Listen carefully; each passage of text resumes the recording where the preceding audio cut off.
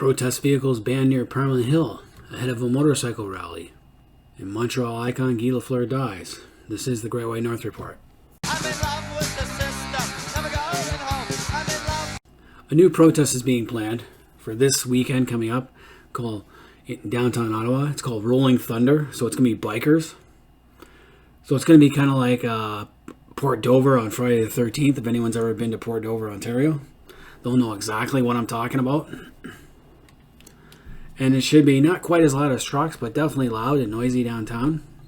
Now, this group also is kind of like the trucker convoy, except for it's a little different. It's a veterans group wanting to restore and protect fundamentalist rights. A group that says it wants to end all tyrannical laws, and a pro-convoy streamer whose videos go all the way back to the last days of the Ottawa occupation. So they're not there to go against the vaccine mandates, because those are now gone. They're not anti-vaxxers for the most part. There's ex-military with the veterans, and the slogan is the bikers are coming. They're going to come on Friday with a 6 p.m. rally on Parliament Hill, Saturday morning service of the National War Memorial, which is kind of nice, and another Saturday afternoon hill rally and a Sunday church service in Vanier.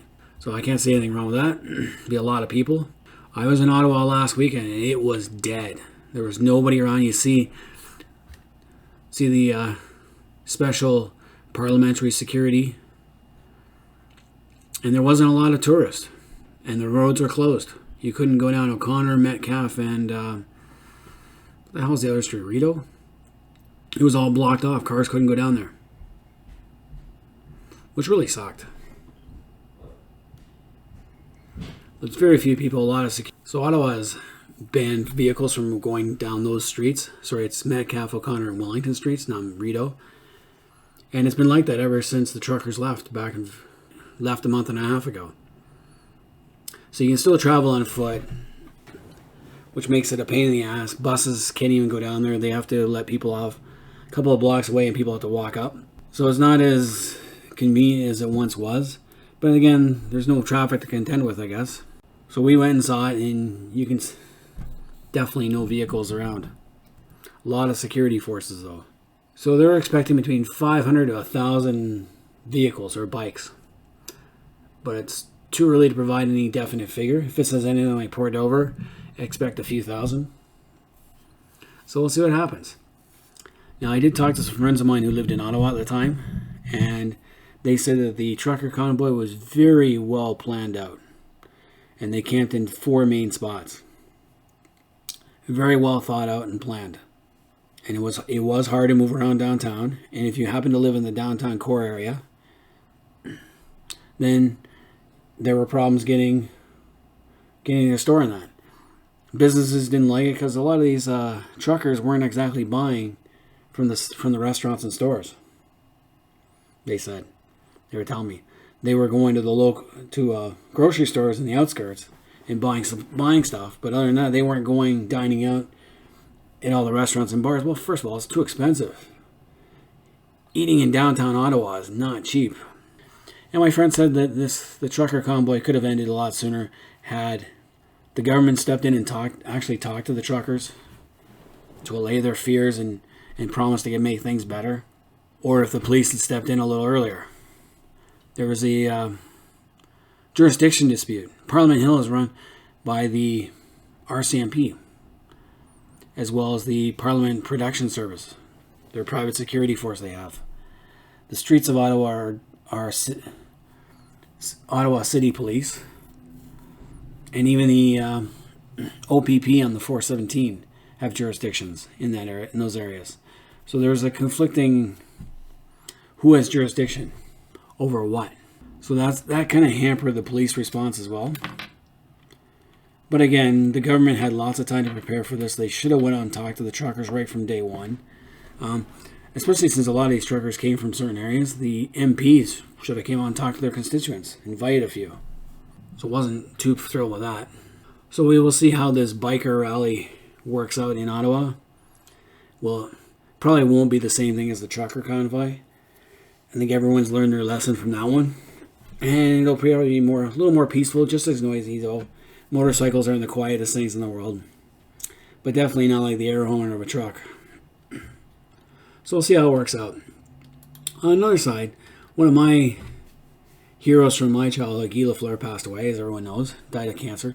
Captured 5 Stanley Cups and he was the first player to score 50 goals for 6 straight seasons. Obviously, Wayne Gretzky and Mike Bossy soon broke that record. Mike Bossy's another great one that passed away last week. But Lafleur was my guy. And his career was cut short because of injuries and his own personal habits. He was quite the party guy on the Montreal nightlife. And I think it cost him a lot in his later career with Montreal in the early 80s. They forced him to retire, basically. Came back 3 years later and had 3 decent years as an aging veteran at the end of the career. I know they're going to national funeral for him, and he was quite the guy. I met him once, got his autograph, and it's pretty cool. Now, when I was at the Ottawa Senators game, they were playing the Montreal Canadiens, and they had a nice little tribute for him. Joueur électricien, il est devenu le premier de l'histoire à marquer 50 buts, 6 saisons de suite. Les Démons Blonds a joué dans la LNH de 1971 à 1991 pour le Canadien de Montréal, les Rangers de New York et les Nordiques de Québec, et a remporté la Coupe Stanley 5 fois avec Montréal. The Flower brought fans out of their seats with more frequency than any other player in his era.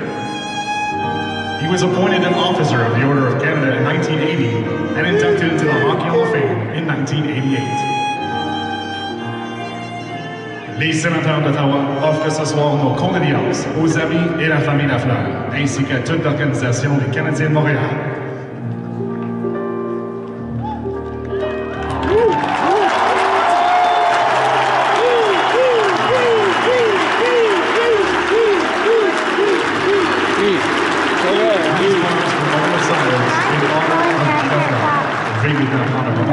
En honneur de Guy Lafleur.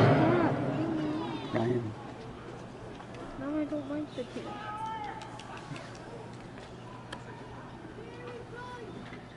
Thank you. Merci.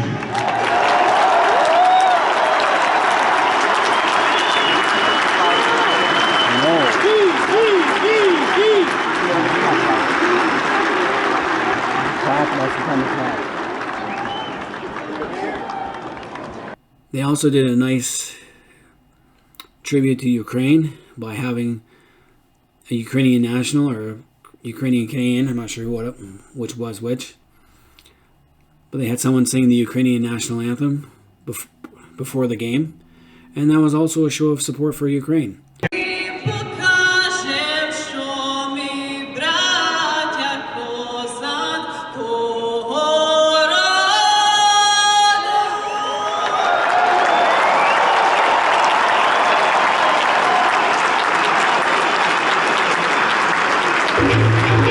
When I invited the Russian ambassador to that game and then shown that, just throw it right in their face. So it was definitely an emotional night.